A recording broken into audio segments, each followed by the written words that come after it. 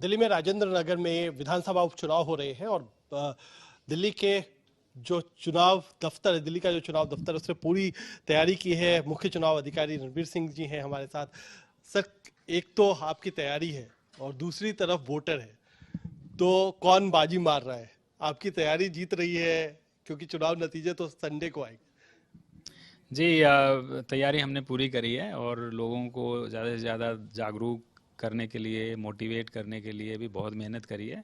हमारे जो district team है, डिस्ट्रिक्ट इलेक्शन ऑफिसर और रिटर्निंग ऑफिसर और उनकी पूरी टीम, वो बहुत मेहनत कर रहे हैं। मुझे बड़ी खुशी है इस बात की।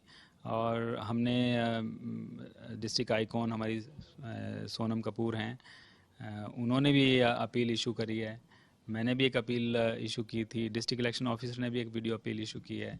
तो मुझे पूरा भरोसा है कि लोग ज़्यादा से ज़्यादा तादाद में आएंगे। अभी तो 6 बजे तक पोलिंग होनी है।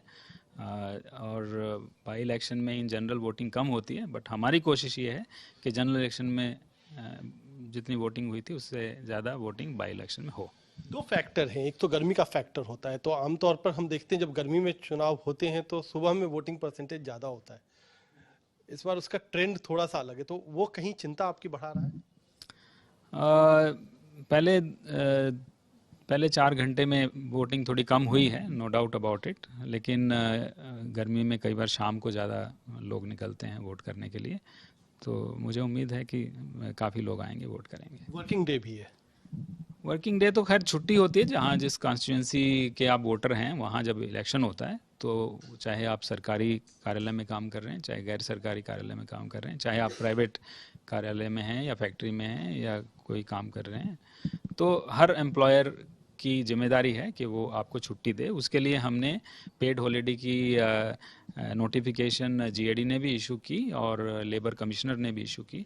तो ये तो कोई मसला नहीं हो सकता कि छुट्टी ना मिले।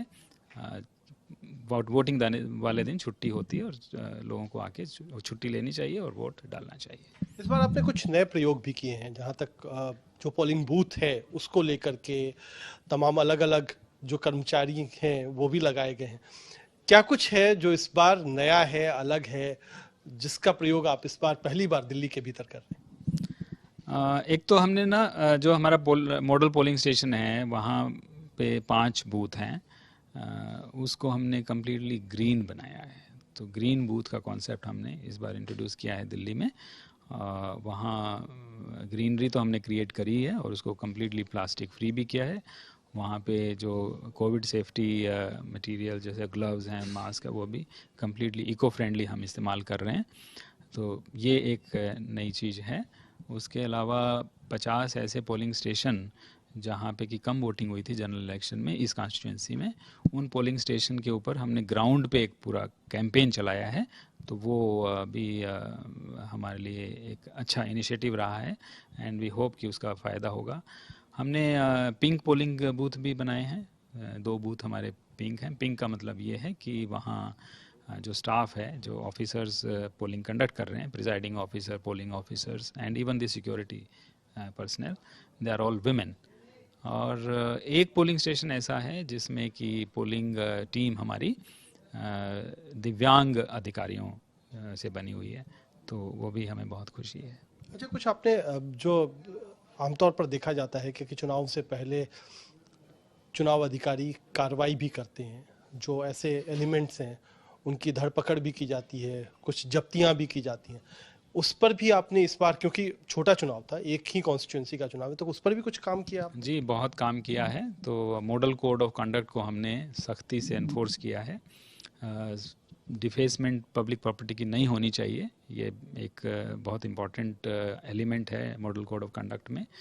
तो 47,000 से ज़्यादा डिफेसमेंट्स को हमने रिमूव किया।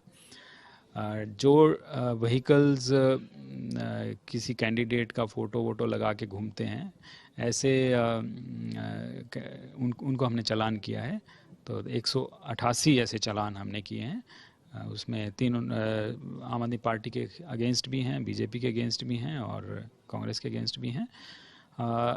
आर्म्स एक्ट के अंदर हमने 5 एफआईआर करी हैं, 5 लोगों को अरेस्ट किया है, 5 इलीगल आर्म्स सीज करे हैं।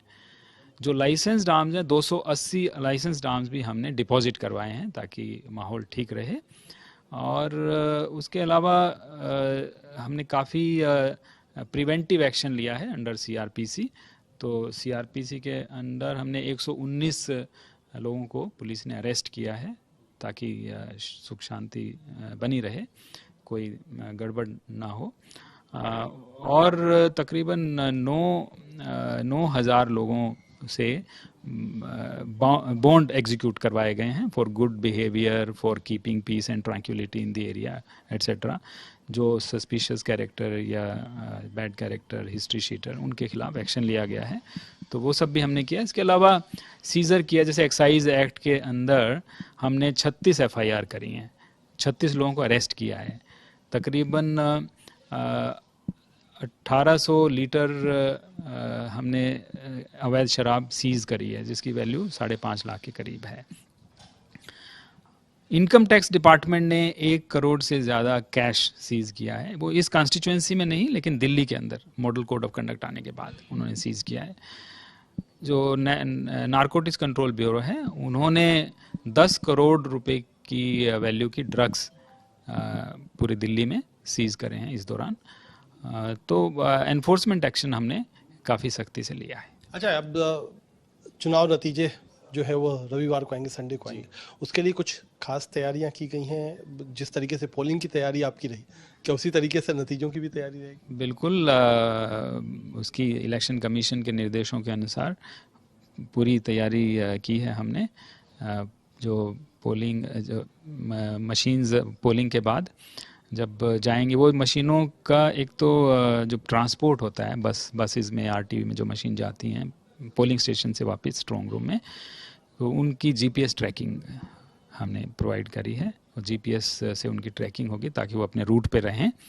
जो कैंडिडेट्स हैं उनको भी हमने ये रिक्वेस्ट करी है कि वो चाहें तो इन गाड़ियों के साथ पोल्ड मशीन्स के पीछे फॉलो कर सकते हैं अपनी गाड़ी के साथ।